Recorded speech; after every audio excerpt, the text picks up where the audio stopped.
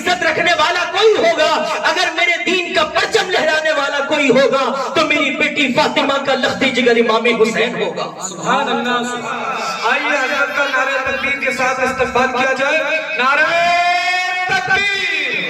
نعرہ تکبیر، نعرہ رسالت، نعرہ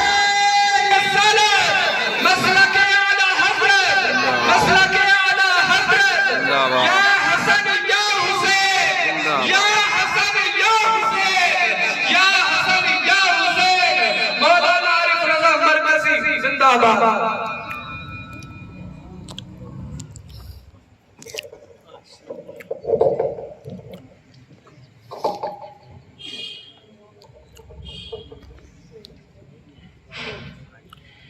ممبر نور پر تشریف فرما بابا کار علماء کرام معزز و مکرم سامعین،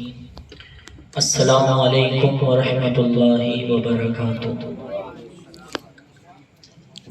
بڑی خاموشی سے آپ نے جواب دیا۔ سلام کرنا اگر سنت ہے تو اس کا جواب دینا واجب ہے۔ ایک بار اور میں آپ کی محبتوں کو دیکھنا چاہتا ہوں۔ السلام علیکم ورحمۃ اللہ وبرکاتہ۔ وعلیکم السلام ورحمۃ اللہ۔ اب لگا کہ میں زندوں میں بولنے کی کوشش کرتا ہوں۔ الحمدللہ رب العالمین والصلاة والسلام علی اشرف الانبیاء والمرسلین وعلی آلہ وصحبہ واہل بیتہ اجمعین، اما بعد فأعوذ باللہ من الشیطان الرجیم، بسم اللہ الرحمن الرحیم۔ ولا تقولوا لمن يقتل في سبيل الله أموات بل أحياء ولكن لا تشعرون۔ وقال النبي عليه السلام في الحديث المبارك حسین منی وأنا من الحسین، صدق اللہ مولانا العظیم وبلغنا رسوله النبی الامین المتین المبین المکین المعین المغیث الکریم، ونحن على ذلك لمن الشاہدین والشاکرین والذاکرین والحمد للہ رب العالمین۔ آئیے سب سے پہلے ہم اور آپ انتہائی خلوص و محبت کے ساتھ رسول اکرم نبی اعظم نیر محتشم فخر آدم و بنی آدم حضور احمد مجتبی محمد مصطفیٰ ارواحنا فدا صلی اللہ تعالی علیہ وعلا آلہ وسلم کی بارگاہ ناز میں درود و سلام کا نذرانہ عقیدت پیش کرنے کی سعادتیں حاصل کریں، اور جس طریقے سے میں پڑھاؤں آپ حضرات دہرانے کی کوشش کریں۔ پڑھیں الصلاۃ والسلام علیک یا رسول اللہ، الصلاۃ والسلام علیک یا رسول، الصلاۃ والسلام علیک یا نبی اللہ، الصلاۃ والسلام علیک یا نبی، الصلاۃ والسلام علیک یا حبیب اللہ، الصلاۃ والسلام علیک یا وعلی آلک واصحابک اصحاب سیدی یا رسول اللہ صلی اللہ تعالی علیہ وسلم۔ میں ہر محفل میں پیارے آقا پر درود و سلام پڑھنے کے تعلق سے ایک روایت پیش کیا کرتا ہوں، میں یہاں پر بھی پیش کرنا چاہتا ہوں۔ دیکھیں، ہم اگر کسی دنیا دار کے پاس بیٹھ جائیں تو بڑے فخر کے ساتھ کہا کرتے ہیں کہ آج ہمارا بیٹھنا فلاں ایم پی کے پاس ہوا، آج ہمارا بیٹھنا فلاں ایم ایل اے کے پاس ہوا تھا۔ اگر ہم تحصیل کے چیئرمین کے پاس بیٹھ جائیں تو بڑے فخر کے ساتھ کہا کرتے ہیں کہ ہم فلاں چیئرمین کے پاس میں بیٹھے تھے۔ محلے کے ممبر کے پاس میں ہمارا بیٹھنا ہو جائے تو دو چار لوگوں میں ہم بیان کیا کرتے ہیں، الغرض دنیا کا کوئی عہدیدار ہو ہم اس کے پاس بیٹھ جائیں تو دو چار لوگوں سے جب تک ہم بیان نہ کرتے ہمارے پیٹ میں درد رہتا ہے۔ لیکن قربان جاؤ اس بندے کی قسمت پر، قربان جاؤ اس امتی کی قسمت پر جس کے بارے میں میرے آقا نے ارشاد فرمایا، وہ آقا جن کے صدقے میں اللہ نے ساری کائنات بنائی ہے، وہ آقا جن کے صدقے میں اللہ نے آدم سے لے کر کے اب تک انسانوں کو پیدا کیا ہے، اسی آقا نے، اسی ہمارے نبی نے ارشاد فرمایا قربان جاؤ اس بندے کی قسمت پر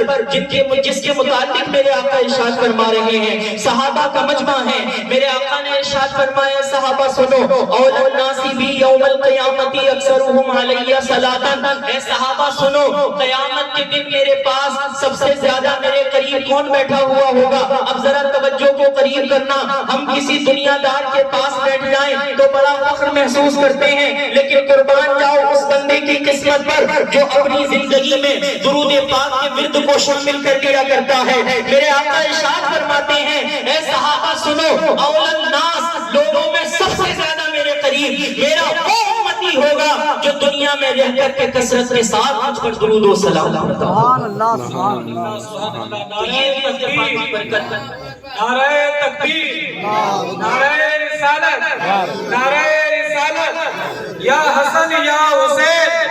یا حسن یا حسین، نعرہ تکبیر، نعرہ رسالت۔ تو میں یہ کہنا چاہتا ہوں، میں یہ عرض کرنا چاہتا ہوں کہ درود پاک کی جب بات آئے تو ہم سنی صحیح العقیدہ ہیں، ہمیں پیچھے نہیں ہٹنا چاہیے، کیونکہ ہمیں درود پڑھنے کا سبق تو قرآن سے ملا ہے، ہمیں سلام پڑھنے کا سبق تو قرآن سے ملا ہے۔ یہ درود پڑھنا یہ ایسا عمل ہے، سارے عمل انسان کرتے ہیں، کچھ اعمال فرشتے بھی کیا کرتے ہیں، لیکن درود پاک پڑھنا یہ ایسا عمل ہے کہ خود رب کائنات اس عمل کو کیا کرتا ہے۔ اسی وجہ سے اللہ نے قرآن میں اعلان فرمایا ان اللہ وملائکتہ یصلون علی النبی یا ایھا الذین آمنوا صلوا علیہ وسلموا تسلیما۔ اللہ نے ارشاد فرمایا بے شک میں اور میرے نورانی فرشتے میرے غیبدہ نبی پر درود و سلام بھیجتے ہیں، اے ایمان والو تم بھی خوب خوب درود و سلام بھیجو۔ سبحان اللہ۔ تو درود پاک پڑھنے کا سبق، سلام پڑھنے کا سبق ہمیں قرآن سے ملا ہے، اللہ خود اس عمل کو کرتا ہے۔ تو ہمیں چاہیے کہ ہم درود پاک کی اہمیت کو سمجھیں، اور جب علماء کرام کہا کریں یا کوئی شاعر کہا کرے درود پاک پڑھنے کو تو ہمیں اس میں بڑھ چڑھ کے حصہ لینا چاہیے، اس میں پیچھے نہیں ہٹنا چاہیے، کنجوسی نہیں کرنی چاہیے۔ میرے آقا ارشاد فرماتے ہیں جس بندے کے سامنے میرا ذکر ہو اور مجھ پر وہ درود نہ پڑھے تو اس سے بڑا بخیل دنیا میں کوئی بھی نہیں ہے۔ تو آپ اندازہ کریں کہ درود پاک پڑھنا یہ کیسی عبادت ہے، ہمیں اپنی زندگی میں درود پاک کو شامل کرنا چاہیے۔ اللہ رب العزت قرآن مجید کے اندر ارشاد فرماتا ہے وَلَا تَقُولُوا لِمَنْ يُقْتَلُوا فِي سَبِيلِ اللَّهِ أَمْوَاتٌ۔ اللہ نے اپنے بندوں کو متوجہ کیا اور ارشاد فرمایا کہ میرے بندوں سنو، جو میری راہ میں قربان ہو جائیں، جو میری راہ میں شہید ہو جائیں، انہیں مردہ مت کہو، بل احیاء ولکن لا تشعرون، بلکہ میرے وہ بندے جو میری راہ میں قربان ہو گئے، میرے وہ بندے جو میری راہ میں شہید ہو گئے، انہیں مردہ مت کہو بلکہ وہ زندہ ہیں، بلکہ وہ زندہ ہیں، بلکہ وہ زندہ ہیں، بل احیاء ولکن لا تشعرون، بلکہ وہ بندے جو میری راہ میں قربان کر دیے گئے وہ زندہ ہیں، شہید زندہ ہے، لیکن تمہیں اس کی زندگی کا شعور نہیں ہے۔ ہماری آنکھوں میں اتنی بصیرت نہیں ہے، ہماری آنکھوں میں اتنی نورانیت اور اتنا نور نہیں ہے کہ ہم ان کی زندگی کو دیکھ سکیں، ان کی زندگی کو ملاحظہ کر سکیں۔ تو پتہ چلا کہ جو اللہ کی راہ میں شہید ہوتا ہے وہ ہمیشہ کے لیے زندہ ہو جایا کرتا ہے۔ اسی کی ترجمانی اگر بریلی کے امام کے شعر سے کر لی جائے تو بہت اچھی بات ہے۔ اعلیٰ حضرت ارشاد فرماتے ہیں تو زندہ ہے واللہ، تو زندہ ہے واللہ، میری چشم عالم سے چھپ جانے والے ہیں۔ تو جو اللہ کی راہ میں شہید ہو جاتا ہے گرچہ وہ ہماری آنکھوں سے اوجھل ہوا کرتا ہے لیکن اللہ اسے زندگی جاویداں عطا فرماتا ہے۔ دیکھیں آپ صحابہ کرام سے لے کر کے اور اب تک بہت سارے شہید ہوئے، بہت سارے شہید ہوئے، لیکن جو شہادت امام حسین کی کربلا کے میدان میں ہوئی، جس جذبے کے ساتھ میرے امام نے کربلا کے میدان میں اپنے سر کو کٹایا ہے وہ جذبہ دیکھنے کو نہیں ملتا۔ آج دنیا اس شہادت کی مثال پیش کرنے سے قاصر ہے جیسا سجدہ میرے امام نے کیا ہے، اور اس سجدے میں میرے امام نے جو شہادت کا جام پیا ہے اس کی مثال آج دنیا پیش کرنے سے قاصر نظر آتی ہے۔ میرے آقا صلی اللہ تعالیٰ علیہ وسلم نے اپنے اس نواسی کی شہادت کی بشارت پہلے ہی ارشاد فرما دی تھی۔ امام حسین بھی جانتے تھے کہ مجھے کربلا کے میدان میں شہید ہونا ہے، لیکن آپ نے صبر کا دامن کیسے تھام کر کے رکھا، آپ کیسے استقامت، آپ نے کیسے صبر کا دامن تھاما ہے، اور آپ نے کیسے استقامت پر جم کے دکھایا ہے، اور آپ نے کیسی استقامت پیش کر کے دکھائی ہے کہ آپ نے اپنے ہاتھوں سے اپنے بھتیجوں کی بھی لاشیں اٹھائی ہیں، آپ نے اپنے ہاتھوں سے اپنے بھانجوں کی بھی لاشیں اٹھائی، آپ نے اپنے ہاتھوں سے اپنے 18 سالہ بیٹے علی اکبر کی بھی لاش اٹھائی، اب آپ نے اپنے ہاتھوں سے اپنے 6 ماہ کے بچے علی اصغر کی بھی لاش اٹھائی ہے، لیکن اس کے باوجود صبر میں کوئی کمی نہیں آئی ہے،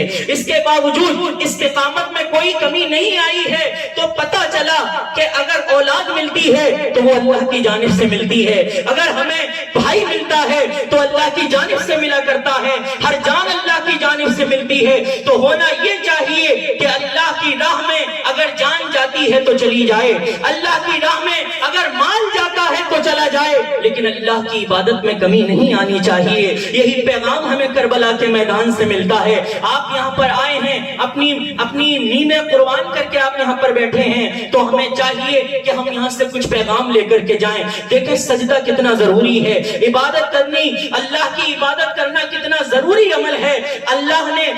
نے جب میرے آقا کو پیدا فرمایا، جب میرے آقا اس دنیا میں مبعوث ہوئے، تو آپ نے سنا ہوگا ربیع الاول کے بیان میں بھی آپ حضرات سنا کرتے ہیں کہ میرے آقا نے دنیا میں آ کر کے سب سے پہلا جو عمل کیا ہے وہ کوئی اور عمل نہیں کیا ہے، بلکہ دنیا میں آنے کے بعد میرے آقا نے سب سے پہلا عمل یہی کیا ہے کہ رب کی بارگاہ میں سجدہ ادا کیا ہے۔ اور امام حسین کی شہادت ہو رہی ہے اور سر آپ کا سجدے میں رکھا ہوا ہے۔ تو آپ ذرا توجہ کو قریب کریں اور سمجھنے کی کوشش کریں کہ دونوں جہانوں کا سردار دنیا میں آ رہا ہے، اللہ کی عبادت کرتا ہوا آ رہا ہے، جنتی جوانوں کا سردار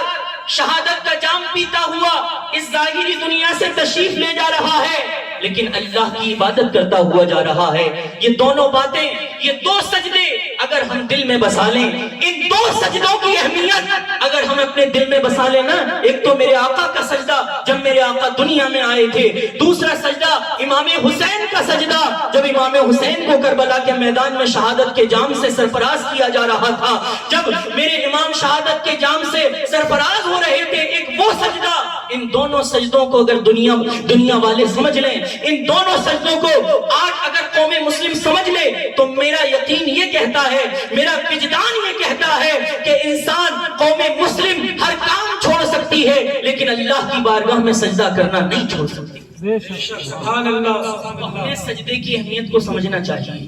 اللہ کی عبادت کو سمجھنا چاہیے۔ ہمیں کربلا کے میدان سے یہی پیغام ملتا ہے کہ جان جاتی ہے تو چلی جائے، لیکن اللہ کی بارگاہ میں سجدہ نہیں چھوٹنا چاہیے۔ یہ تو پیغام ہمیں کربلا کے میدان سے ہر ایک کے لیے ملا ہے۔ ہو سکتا ہے ہماری ماں بہنوں کی سماعت سے بھی میری آواز ٹکرا رہی ہو، تو ان کے تعلق سے میں عرض کرتا چلوں، امام حسین کی محفل ہے، آپ دیکھیں کچھ بیویاں ایسی تھیں جن کے شوہر اجڑ گئے، کچھ بیویاں کربلا کے میدان میں میرے امام کے ساتھ ایسی تھیں جن کے بیٹے چلے گئے، کچھ بیویاں ایسی تھیں جن کے بھائیوں کو ان کی آنکھوں کے سامنے شہید کر دیا گیا، لیکن کربلا کے میدان سے ایک دوسرا پیغام ہماری ماں بہنوں کو یہ ملتا ہے کہ بھائی کی لاشیں بھی بیویوں نے دیکھی تھی اس خیمے میں، اپنے بیٹوں کی لاشیں بھی اس خیمے میں بیویوں نے دیکھی تھی، اپنے بھائیوں کی لاشیں بھی دیکھی تھی، لیکن ان کا پردہ نہیں چھوٹا تھا، ان کا پردہ نہیں چھوٹا تھا، ان کا صبر نہیں چھوٹا تھا۔ آپ دیکھیں کیسی شہادتیں کربلا کے میدان میں ہوئی، کچھ عورتوں نے اپنے بھائیوں کی لاشیں دیکھی، کچھ بیویوں نے اپنے شوہروں کی لاشیں دیکھی، کچھ بہنوں نے اپنے بھائیوں کی لاشیں دیکھی، لیکن اس کے باوجود پردہ نہیں چھوٹا ہے، اس کے باوجود پردہ نہیں چھوٹا ہے۔ ایک آج کی قوم مسلم ہے کہ اگر کسی کا انتقال ہو جائے نا، تو اس مردے کو گھیر کر کے گھر کی عورتیں ایسا رونا پیٹنا کرتی ہیں، ایسا رونا پیٹنا ہوتا ہے کہ نہ گریبان کا پتہ ہے، نہ دوپٹے کا پتہ ہے، نہ کنیز فاطمہ ہونے کے ناطے اپنے اس پردے کا پتہ ہے جس پردے کے تعلق سے میرے آقا نے فرمایا تھا، جس کی اہمیت میرے آقا نے حدیث پاک میں بیان فرمائی تھی۔ تو اگر میری آواز ہماری اسلامی ماں بہنوں کی سماج سے ٹکرا رہی ہو تو میں ان سے بھی عرض کرنا چاہتا ہوں کہ تمہیں یہ چاہیے کہ کوئی عمل، تمہیں یہ چاہیے کہ کچھ جاتا ہے تو چلا جائے، جان جاتی ہے تو چلی جائے، مال جاتا ہے تو چلا جائے، لیکن فاطمہ زہرا کی کنیز بننے کے واسطے پردے کا التزام نہیں جانا چاہیے۔ یہ دو اہم سبق ہمیں کربلا کے میدان سے ملتے ہیں۔ ایک تو پہلا سبق یہ کہ جان جائے تو چلی جائے، اللہ کی عبادت نہ جائے، اللہ کی بارگاہ میں سجدہ کرنا نہ جائے۔ اور دوسرا پیغام ہماری ماں بہنوں کے واسطے ملتا ہے کہ کتنے ہی مصیبت کے پہاڑ کیوں نہ ٹوٹ جائیں لیکن پردے کو نہیں چھوڑنا ہے۔ ان دو پیغامات پر اگر عمل کر لیا جائے تو میں یہ سمجھتا ہوں کہ آج کی محفل اللہ رب العزت ضرور قبول فرمائے گا، اور ہونا بھی یہ چاہیے۔ یہ جو ایسی محفلیں سجائی جاتی ہیں ان کا مقصد یہی ہوا کرتا ہے، ان کا مقصد اصلی یہی ہوا کرتا ہے کہ علماء کرام جو سنا رہے ہیں ان میں سے کم ایک بات پر تو عمل کر کے دکھایا جائے، ایک بات تو اپنے دل پر، اپنے دل کی تختی پر نوٹ کر لی جائے اور پوری زندگی اس پر عمل کر کے دکھایا جائے۔ اگر ایسا ہو جائے تو محفل بھی کامیاب ہوتی ہے، علماء کرام کا آنا بھی کامیاب ہوتا ہے، اور آپ حضرات کا اپنی نیندیں قربان کر کے آنا بھی یہاں پر اللہ رب العزت کی بارگاہ میں مقبول و منظور ہو جاتا ہے۔ تو ہم جہاں شہیدان کرب و بلا کا ذکر کرتے ہیں، شہدائے کرب و بلا کی یاد بناتے ہیں، وہیں ہمیں ان کے پیغامات پر بھی عمل کر کے دکھانا ہے۔ میرے آقا امام حسین رضی اللہ تعالیٰ عنہ سے بڑی محبت کیا کرتے تھے۔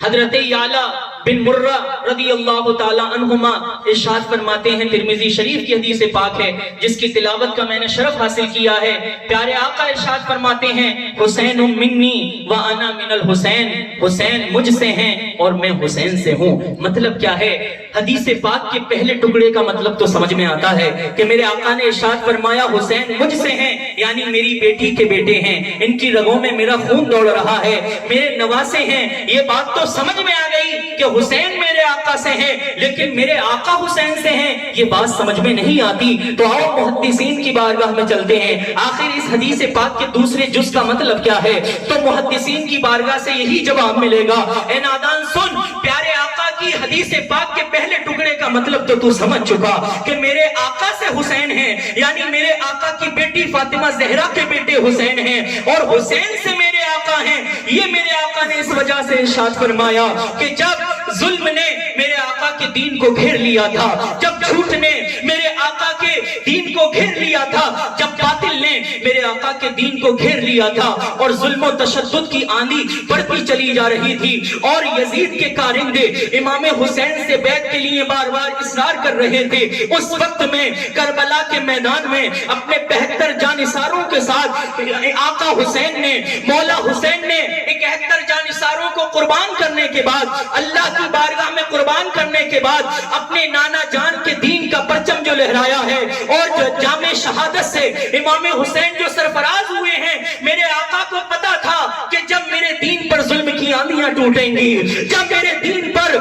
میرے دین کو جھوٹ گھیر لے گا، جب میرے دین پر باطل غالب آنے کی کوشش کرے گا، اس وقت میں اگر میری شان رکھنے والا کوئی ہوگا، میری آن بان کی اگر عزت رکھنے والا کوئی ہوگا، اگر میرے دین کا پرچم لہرانے والا کوئی ہوگا تو میری بیٹی فاطمہ کا لختی جگر امام حسین ہوگا۔ سبحان اللہ، سبحان اللہ۔ اسی وجہ سے میرے آقا نے ارشاد فرمایا حسین مجھ سے ہیں اور میں حسین سے ہوں، یعنی میرے آقا کے دین کی نشو و نما آگے امام حسین سے ہوئی ہے۔ تو ہمیں چاہیے کہ ہمیں سچا پکا حسینی بننا ہے۔ سچا پکا حسینی یہ نہیں کہ 10 محرم کو ڈھول تاشے بجا لیے جائیں، میں حق بات بیان کرنے کی ہر جگہ کوشش کرتا ہوں۔ سچا حسینی یہ نہیں کہ ڈھول تاشے بجائے جائیں اور اپنی ماں بہنوں کو پردہ چھتوں پر سے بے پردہ کیا جائے، یہ سچا پکا حسینی بننا نہیں۔ سچا پکا حسینی وہی ہے جو 5 وقت نماز ادا کیا کرتا ہے، سچا پکا حسینی وہی ہے جو ہمہ وقت اپنی نظروں کی حفاظت کیا کرتا ہے، سچا پکا حسینی وہی ہے جو اپنی ماں بہنوں کے پردے کا لحاظ کیا کرتا ہے۔ سچا پکا حسینی وہ نہیں جو ڈھول تاشے بج رہے ہوں اور اپنی ماں بہنوں سے کہتا ہے جاؤ محرم نکل رہے ہیں جا کر کے دیکھ لو، یہ حسینیت نہیں ہے، اس کو حسینیت مت سمجھنا۔ حسینیت یہی ہے جو کربلا کے میدان سے ہمیں آخری وقت میں سبق ملا ہے کہ جان جاتی ہے تو چلی جائے، مال جاتا ہے تو چلا جائے، ہماری ماں بہنوں کا اور ہمارے بھائیوں کا سجدہ نہیں جانا چاہیے، باطل سے سمجھوتا نہیں ہونا چاہیے، اور ہماری ماں بہنوں کو بالخصوص پیغام یہ ہے کہ جان جائے تو چلی جائے، مال لٹتا ہے تو لٹ جائے، گھر بار لٹتا ہے تو لٹ جائے، لیکن فاطمہ زہرا کی کنیز ہونے کے واسطے پردہ نہیں جانا چاہیے۔ یہ کربلا سے ہمیں پیغام ملتا ہے، تو اس پیغام پر ہمیں عمل کر کے دکھانا ہے، اور سچا پکا حسینی بن کے دکھانا ہے، اور سچا پکا حسینی وہی ہے جو میدان عمل میں اترتا ہے۔ ڈھول تاشے بجا کر کے حسینیت زندہ باد کرنا یہ کہیں کی حسینیت نہیں، حسینیت یہ ہے کہ اس 10 محرم الحرام میں روزہ رکھا جائے جیسا کہ میرے آقا رکھا کرتے تھے، اور اس کے ساتھ ایک روزہ اور رکھا جائے، چاہے 9 تاریخ کا رکھ لیا جائے یا 10 تاریخ کا رکھ لیا جائے، تاکہ یہودیوں سے مشابہت نہ ہو۔ یہ عمل کرنے کے ہیں 10 محرم کے دن کے، اللہ کی بارگاہ میں دعا کی جائے، امام حسین کی شہادت کو یاد کیا جائے کہ کیسے انہوں نے اپنے 71 جانثاروں کو قربان کیا اور اپنی بھی جان کی بازی لگا کر کے اس دین کو بچا لیا۔ یہ کربلا کا پیغام ہے۔ ڈھول تاشے بجا کر کے اور تماشے لگا کر کے میلوں میں اور ٹھیلوں میں کھڑے ہو کر کے حسینیت زندہ باد کے نعرے لگانا یہ حسینیت نہیں ہے۔ آپ غور کریں اور میدان عمل میں اترنے کی کوشش کریں۔ حسینیت یہی ہے کہ ہم میدان عمل میں اتر کر کے دکھائیں۔ جب ہم میدان عمل میں اتریں گے تو ہماری حسینیت پکی ہوگی، اور جب ہماری حسینیت پکی ہوگی تو حسینیت کا جذبہ بھی ہمارے اندر آئے گا، اور جب حسینیت کا جذبہ حسینیت ہمارے اندر آئے گا تو دیکھنا وہ وقت دور نہیں ہے کہ پوری دنیا میں اسلام کا پرچم لہراتا ہوا نظر آئے گا۔ اللہ رب العزت کی بارگاہ میں دعا ہے کہ اللہ ہم سب کو کہنے اور سننے سے زیادہ عمل کی توفیق عطا فرمائے، اور کربلا کے میدان سے ہمیں جو پیغام ملتا ہے بالخصوص ہم سب کو اس پر عمل کرنے کی اللہ رب العزت توفیق عطا فرمائے، اور ہم سب کو اللہ رب العزت نماز پنجگانہ با جماعت عطا کرنے کی توفیق عطا فرمائے، گناہوں سے بچ کر اعمال صالحہ کرنے کی توفیق عطا فرمائے۔ ایک مرتبہ کلمہ طیبہ پڑھ لیں، لا الہ الا اللہ محمد الرسول اللہ استغفر اللہ ربی من کل ذنب واتوب الیہ، وآخر دعوانا ان الحمد للہ رب العالمین۔ قتل حسین اصل میں مرگ یزید ہے، اسلام زندہ ہوتا ہے ہر کربلا کے بعد، اسلام زندہ باد، پائندہ باد۔ السلام علیکم ورحمۃ اللہ۔